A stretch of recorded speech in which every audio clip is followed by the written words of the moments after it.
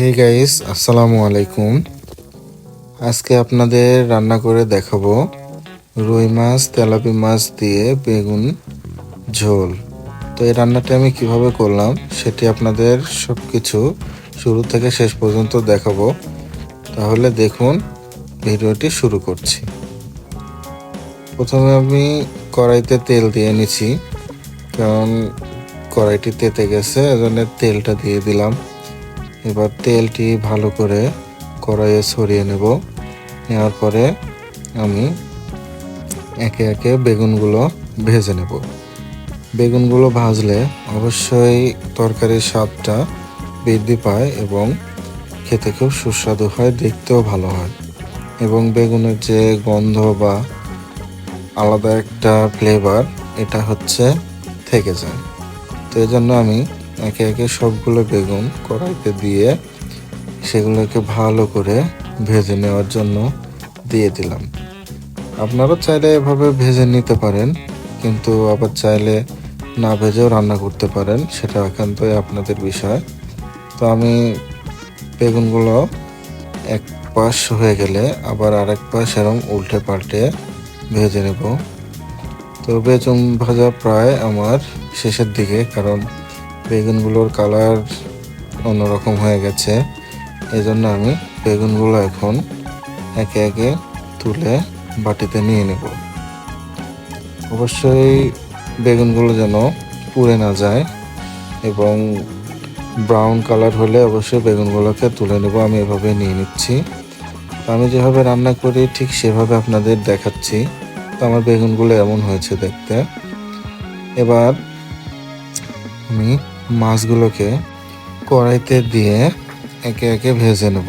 আমি তেলাপিয়া মাছগুলোকে দিয়ে দিয়েছি। এবার রুই মাছের যে দুই টুকরা আছে, দুই টুকরাকে দিয়ে ভেজে নেব।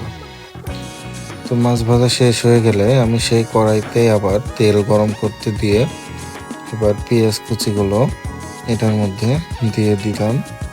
দিয়ে এটাকে আস্তে আস্তে লেড়ে একটু ভাজা ভাজা করে নেব।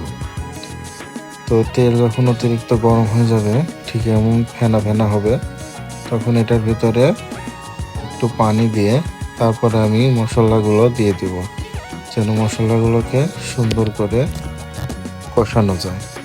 তো আদা বাটা, রসুন বাটা এবং পেঁয়াজ বাটা একসাথে দিয়ে আমি এখন এটাকে ভালো মতো কষাবো। সাথে লবণও দেবেন, কারণ লবণ না দিলে সেই কষানিটা ভালো হবে না। এরপরে হলুদ এবং মরিচ গুঁড়ো দিয়ে ভালো করে এটাকে কষিয়ে নেব, যেন এর কাঁচা গন্ধগুলো থেকে না যায়। তো আমি ভালো করে মাখিয়ে মাখিয়ে এটাকে কষিয়ে নিচ্ছি। তো কষানো হয়ে গেলে এটার ভিতরে আমি জিরা গুঁড়ো দিয়ে দিব এবং একটু পানি কমিয়ে এখন এটার ভিতরে যে বেগুনগুলো ভেজে রেখেছিলাম সেই বেগুনগুলো আমি দিয়ে দিচ্ছি। বেগুনগুলো দেওয়া হয়ে গেলে এখন এগুলোকে ভালো করে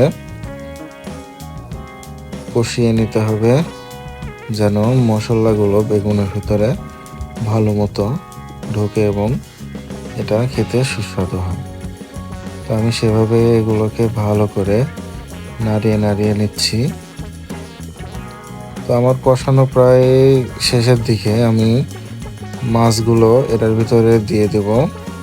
মাছগুলো দেওয়ার পরে আমি এটার ভিতরে অল্প একটু পানি দিয়ে ঝোল করব। তো মাছগুলোকে দিয়ে দিচ্ছি একে একে। দিয়ে দেওয়ার পরে আমি এটার সাথে একত্রে সব কিছু ভালো করে মিশিয়ে নেব।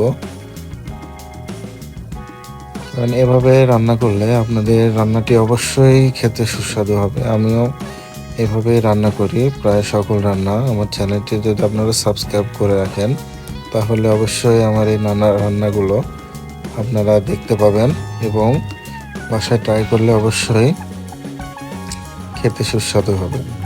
তো আমি এখন অল্প একটু পানি দিয়ে দেবো এটার ভিতরে, যেন এটাকে ভালো করে কষানো যায়। তো এখন আপনারা দেখতেই পাচ্ছেন যে আসলে আমার রান্নাটি কোন পর্যায়ে চলে এসেছে। প্রায় শেষের দিকে আমার রান্না, আর আপনারা দেখতেই পাচ্ছেন যে এমন হয়েছে আমার রান্নাটি। তো এবার এটাকে আমি চুলা থেকে নামিয়ে নেব। তো আপনারা দেখতেই পাচ্ছেন যে আসলে রান্নাটি কেমন হয়েছে, এবং নামানোর আগ দিয়ে অবশ্যই জিরা গুঁড়া দিতে ভুলবেন না, কারণ এই জিরা গুঁড়া দিলে আপনার রান্নার যে ফ্লেভার বা স্মেল এটা অনেক সুন্দর হয় এবং খেতেও খুব সুস্বাদু হয়। তো এবার এটাকে একটি গামলাতে ঢেলবো, ঢেলে পরিবেশন করার পালা।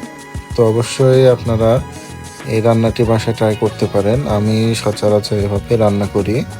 তো আমার রান্নাটি যদি আপনাদের কাছে ভালো লেগে থাকে তাহলে অবশ্যই একটা লাইক এবং কমেন্ট করবেন, এবং আমার চ্যানেলটিকে অবশ্যই সাবস্ক্রাইব করবেন।